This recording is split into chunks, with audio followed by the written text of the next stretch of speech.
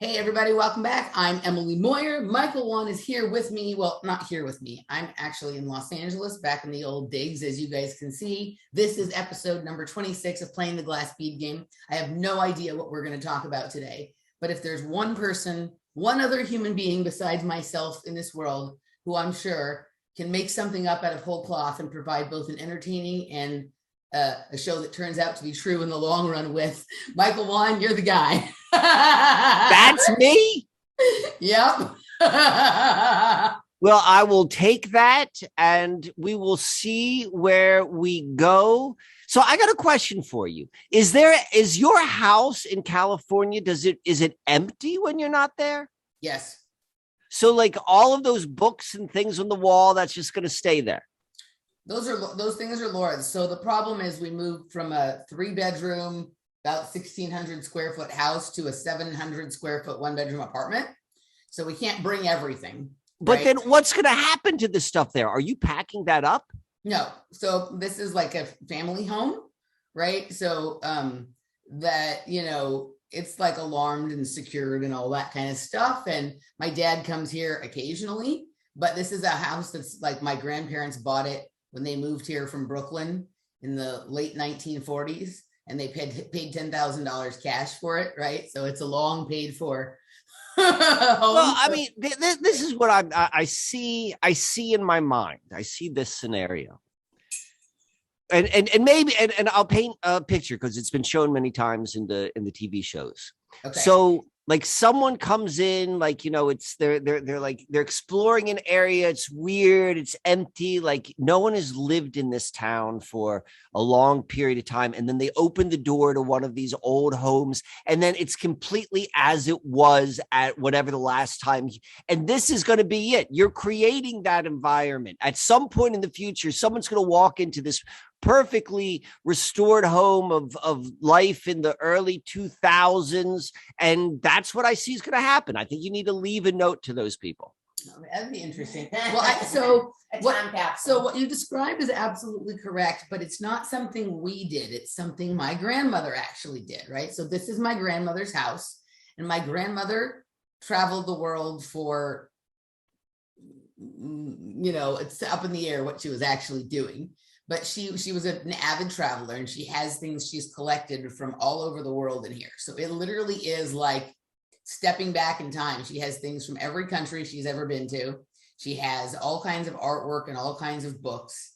And a lot of those things remain here. Like my sister and I have lived here a couple of times, over the years after my grandmother passed. And so we've gotten rid of some things, but like the main stuff, right? You'd flip out if you saw this house. You would love this. But one thing I will say about this house, like, is if you couldn't leave the house for a year, or let's say you could never leave your property again, right? Kind of thing. And there was no internet or anything like that.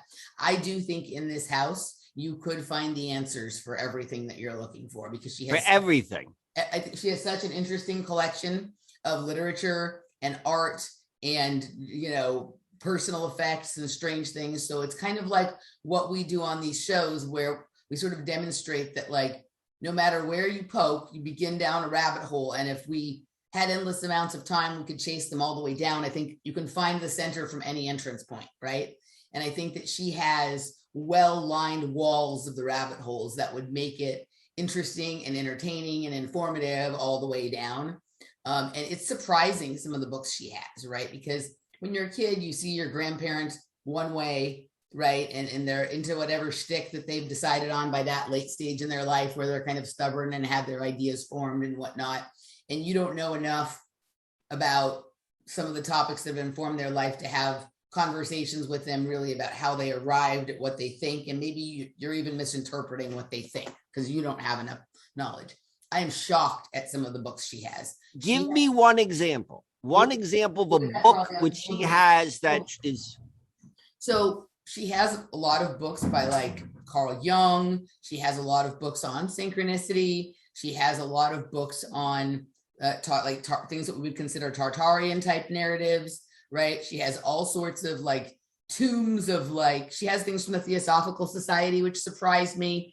So Laura's going to grab a few things to bring here. but I also like it won't show up well because of the lighting if I were to take you on a tour on here. But she has like this Just amazing needed one book. Now I got it. I got an understanding. So no, she has these doll cabinets that have these incredible curios from all over the world, and some of them are really what's a curio? Like a box? weird little knickknacks. She's got weird knickknacks from all over the world. All over the world. Some of them are Tell Laura to bring one knickknack that's going to weird me out. End the book. I want to see a book and I want to see a knickknack so I can get a feeling of your grandmother. Well, the weirdest knickknacks happen to be locked in a cabinet we can't find the key for. So like the really psychedelic ones are in this one we can't find the key for. So how do you know they're in it if you can't find the key?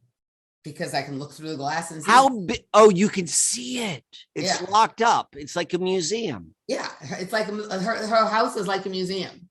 People come over and they freak out. Dude. They're like, "Oh my god, this is like this place is crazy." All the knickknacks are like stuck to the. Why'd you bring that? Because all the knick-knacks are stuck down with. She has them like. What are they stuck down with? What is going on in this house of horrors? Well, it's the one that you're looking this. for. This is Los Angeles, so we have earthquakes, and she has a lot of breakable things. So she. See, I don't even think that way. On the East Coast, we don't. I never even think about an earthquake and gluing my knick-knacks down to curios. So she just chose a random pile of books. All right, let's go through it. Those are the best. I didn't want the I Ching. Oh, and an old version. So who is so that's by Wilhelm van Baines, right? So this is the I want German interpretation of my I Ching all day long because it's legit.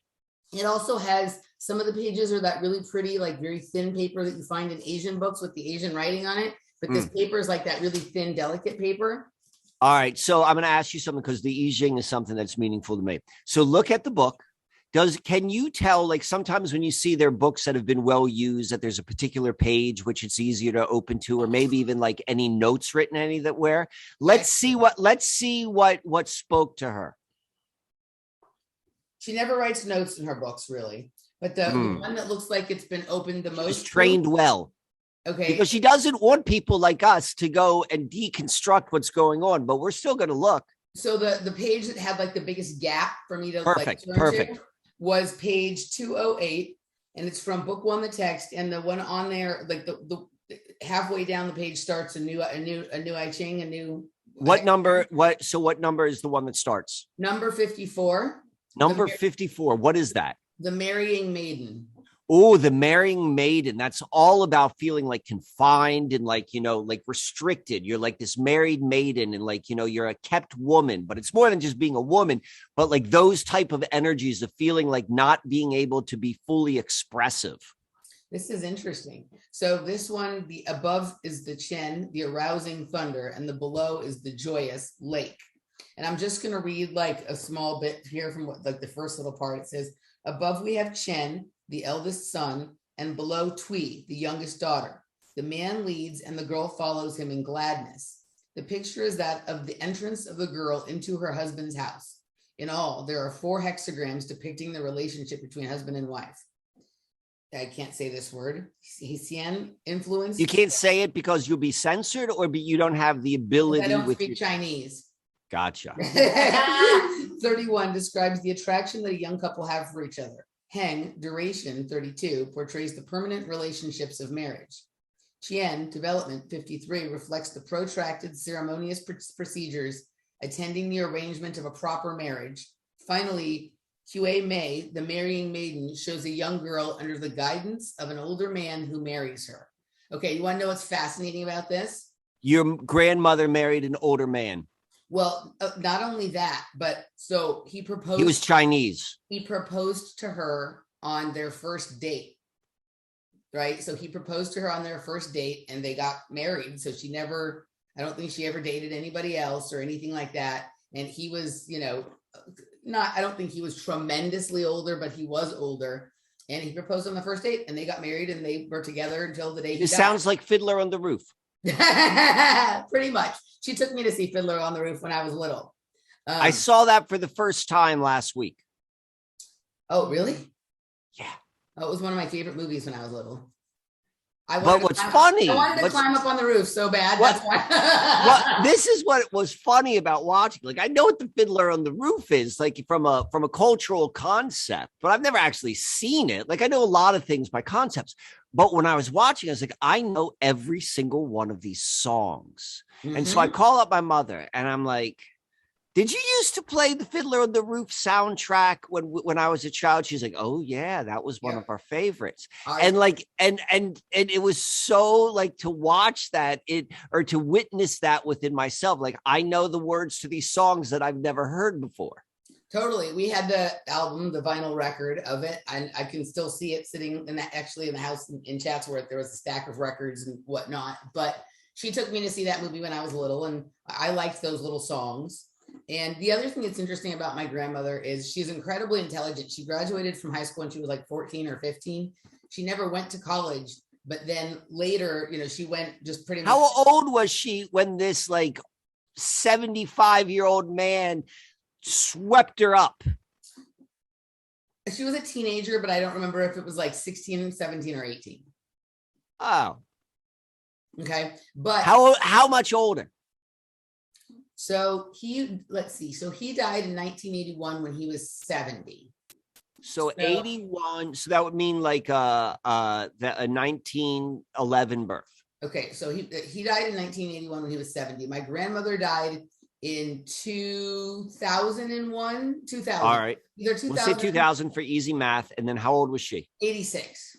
86. So then he was just 3 years older than her. Yeah. So what he she was still like either still in high school or just out of high school, and he was, So I'm picturing in my mind like this 70-year-old man, like this, at the end of his career, and he's built his empire, and he sees this like 16-year-old girl, and then he proposes to her. But that doesn't seem like it's happening. This sounds more like a love at first sight. That when he sees her, and he's so moved. He is so moved inside that he can't control himself. He didn't come with a ring in his pocket. He didn't know. And he's like, I have to speak from my heart. And how long were they married? Until he died. So until the day they died. Yeah. And she never dated anyone after he died, even though she died 20 years after him. So she graduated. I'm a romantic. Totally. I like these stories. You're gonna love this, right? So she graduated from high school early because she was incredibly intelligent, but she did not go to college. Right? At that time, it wasn't very common for women to go to college or whatever, but she always wanted to. So in her older years, she did attend a lot of courses, including when she was 80, she went to Oxford. When she was 80, she went to Oxford and studied Yiddish, like in a special sort of program. And I thought that was like a really cool thing for like an 80-year-old. Everything about that is having my head explode. Mm-hmm. Going to Oxford to study Yiddish at 80? Yeah. Huh. All right. So we saw The Marrying Maiden. Mm-hmm. Can we see another book? All right. So the next book, The Will of Zeus. A History of Greece. Look at that name. Yep, by Stringfellow Barr. What do you think? Like, who names their son Stringfellow? I'm assuming a Stringfellow is a fellow. Highlighted section of this book. All right, read me one. The highlight. I'm still hung up on Stringfellow. The highlighted section is just where the pictures are. Never mind. It's not. She did. Let me see if I can see a place that is marked in here. Right. Why don't you pick which one you think is where there's some little stuff on the edges, but. Laura's divining which page we should open to. Good. All right. So here's the page, and it's page 438 and 9. And the chapter is called Alexander's World Police or Polis. Isn't that interesting? Yeah. And the sentence at the top of the page says Alexander was still not quite 33. Right. So I'll just read the paragraph. So interestingly enough, okay, so it's over 2 pages. So, but within these 2 pages, there's reference to Phoenicians. Got it. To Babylon. Right. To and then like to let's see, Athenians, right? And Aristotle. But there's this one paragraph that is grabbing me, so I'm going to read that paragraph. Alexander was still not quite 33.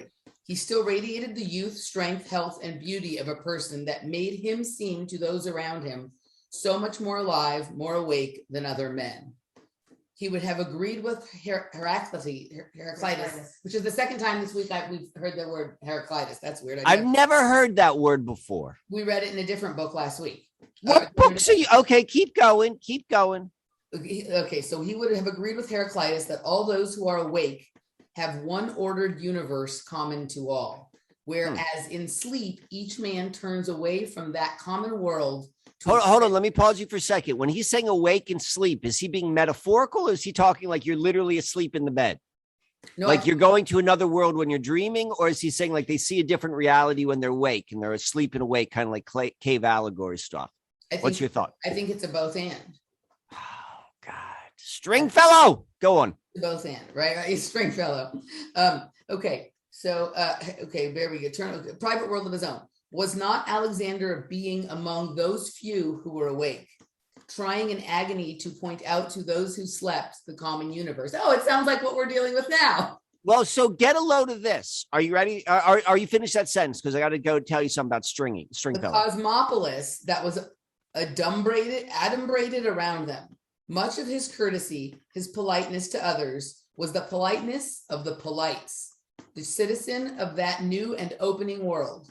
Aristotle, who saw the difference between the educated man and the uneducated man as the difference between the man awake and the man asleep, could have asked with justifiable pride why on earth his famous pupil should not be wide awake. But it was the pupil and not the master who was dealing with the opposite of the polites, or citizen, and in Greek the opposite was called idiots. Hold on. So say that. So who are the idiots and who are the citizens? The citizens are the ones that follow the police. The polites. So I think polites, the politicians, maybe. It's all the same. It's all the same. Yeah. But okay, yes. Okay, and in Greek the opposite was called idiotis or idiots. In the context. So you're an idiot unless you're following the politics. Yeah, but it was the pupil and not the master who was dealing with the opposite of the polites or the citizen. And in Greek, that opposite was called idiots. In the context of emergent cosmopolis, Demosthenes' patriotic tirades were more idiotic than polite, for city-state patriotism had become the private world of idiocy. Okay, so this goes to what you and I were just talking about before we got on the recording, to it almost exactly. Yeah. And what we're dealing with now, right? Okay, so you have to. So tell me about. So Laura's going to tell us who Heraclitus is. Heraclitus of Ephesus was an ancient Greek pre-Socratic Ionian philosopher and a native of the city of Ephesus, which was then part of the Persian Empire. His paradoxical philosophy and appreciation for wordplay and cryptic utterances has earned him the epithet "the obscure" since antiquity. So he was the obscure. Herodicatus, the obscure. So he liked the wordplay and the cryptography, which is a lot of what we've been talking. That's Francis Bacon. All right. All right. So from Heraclitus. All right. So tell us about. Stringfellow Barr, born in 1897 in Suffolk, Virginia, died in 1982 in Alexandria, Virginia. Oh, fuck. He was the former president of St. John's College in Annapolis. And that's really like, I'm not going to go down there. I'm just going to read you this one line. Okay. He established and was president of the Foundation for World Government from 1948 to 1958. This is our man. This is the man who's feeding your grandmother's mind to go and inspire her to go to Oxford and become a master of the Yiddish language. All right. So this is good. So do you have any more books? I want to hear. We have a few more. She brought a whole pile. This is fun. A whole pile. So let's go through two more. There's four more. They're all kind of. There's four more. Okay, we'll go through. Okay, we could do all four. This is good. This is the show and tell episode. Okay, so this one is Stages of the World. So the world stage. All right. Who's the author? Oh, this is hand signed to my grandmother from Gordon Forbes. How's that spelled? Gordon, Godan. What's the last name? Gordon, Gordon Forbes, like Forbes magazine. That person's name is written in handwriting in the book. It doesn't say who the author of the book is, though. And it's basically tracing theatrics from Greek and Roman times till modern times. Theatrics from Greek and Roman times to modern times. So the very first page in the book shows the theater of Dionysus at Athens, right? And then the very last page in the book shows, let's see, a Lady in the Dark, a musical play by Moss Hart, scored by Kurt Weill and Gertrude Lawrence. And this looks like it's, something from Britain in the 40s. Does the book have an index? Stages? Does the book have an index? No. Oh, yes. Well, the index just goes so the first segment is Greek and Roman, then Terence to Shakespeare, then 17th century. 18th so will you look at to Shakespeare? Let's go see. Is Francis Bacon listed? No, there's 5 plates listed. Terence. So I think the last thing is the Globe Playhouse. So there's a segment in there on the Globe Playhouse where Shakespeare. So is there a listing just on William Shakespeare? Let's just go to plate 10 and see what we see. I think it's interesting they call them plates. All right, so the Globe Playhouse. So this is interesting. The picture is not actually of the Globe Playhouse. It's a reconstruction made by John C. Adams based on existing contemporary accounts of the stage on which Shakespeare played. Right. I don't know if the Globe is still, the Globe Theater is still in existence. Maybe it is. I don't know. I don't think so, but they'd all be like that. Okay. All right. So we're starting to get a picture. We got the I Ching, we've got like the Greek, and then particularly a reference to the what was the word they described him?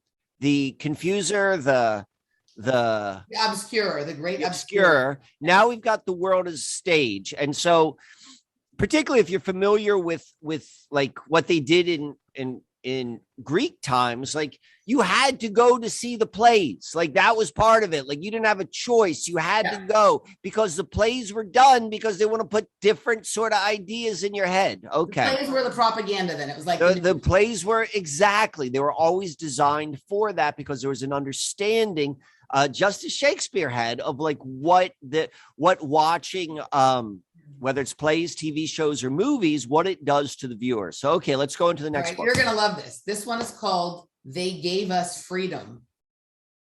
Colonial Williamsburg. Get the F out of Dodge. All right. All right. So they gave us.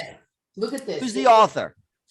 Hold on, we'll get there. So this actually has a sticker that says it's from the Library of the Moyers. And look at that. That's like a city neighborhood, like what we've been talking about lately with zoning and neighborhoods as neural networks. What is that map? Is that Colonial Williamsburg? That's Williamsburg. Then there's fucking Francis Street and Gloucester Street. Yeah. That's right. So the Can I ask Laura a question? Yeah. Laura, did you purposely pick that book because you knew I was going to Williamsburg? Or did you just grab books? I just grabbed a pile of books. So okay, because I'm going to Williamsburg today. Actually. You didn't you told us you were going to Jamestown. You didn't tell us you were going to Williamsburg. It's the same thing. It's the same friggin' thing. 15 miles away. Okay. But I'm staying in Williamsburg. So this is getting a little bit freaky. All right. So look at this. The very first. I would like a photograph of that map and I'd like it sent to me. All right. So there's a crest here that has like what looks like either a bear or that wolf in sheep's clothes, the wolf, and then a deer. And it says, "Don't tread on me. The American struggle for life, liberty, and the pursuit of happiness, as seen in portraits, sculptures, historical paintings, and documents of the period 1761 to 1789, Colonial Williamsburg and the College of William and Mary in Virginia." And there's all these interesting crests and stuff printed everywhere.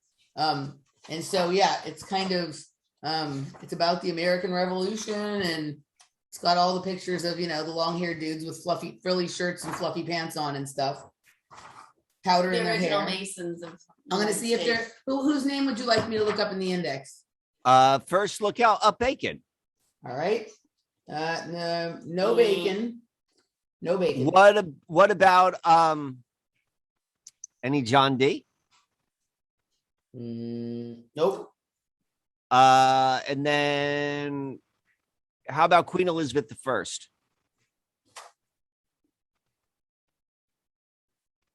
Nope. These are mostly, so there's what's interesting in here is there's a David Rittenhouse.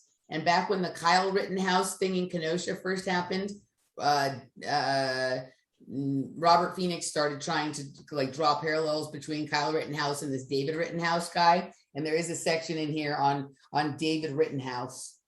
There's your typical names that you think of when you're thinking about like American Revolutionary times, and then there's names that I've never seen in here. There's David Martin is in here. Of course, the last show I just did was with David Martin, and David Martin has been a huge player in this whole thing the last year, right? Trying to bring some clarity and some truth to things. But I always like to think of like some of our modern people as like reincarnations of people, like what we talked about with John Rappaport and Rudolph Steiner or whatever. Let's look up this David Martin guy, right? I just had a chat with him last week, again, first time in a while. So let's look up this David Martin character. So David Martin, 52 and 64. So let's see, 52, 51, 52. All right. Where is he? Benjamin Franklin. So David Martin, it seems like, was an artist who painted a picture of Benjamin Franklin. And then let me see what's on 64. 64 is just the credits. Just the credits. That's weird. Okay, I don't even see. 64 is here. And then where's the thing about David Martin? Okay, so yeah, I guess he was an artist who painted these guys. I think I just broke something. Okay. All right. So there we go. So there was that one. The next one. Are you ready for this? Yeah. Well, hold on. Are you going to the next book? Next book. Or unless you already have. Oh, hold on. So the author of the book, or the editor of that book, is John Promfit, I believe. That's what you're going to say. So, yeah, John Promfit wrote. Yeah. So that guy was the president of William and Mary College. Yes. So that's headquartered, or that's located in Williamsburg. So, obviously that's where he's connected, or like, that's why he's talking about Williamsburg, because of William and Mary. But his background, this guy's so first thing is the previous book was also a president of a college, and both St. John's College and William and Mary College are very, very unique colleges.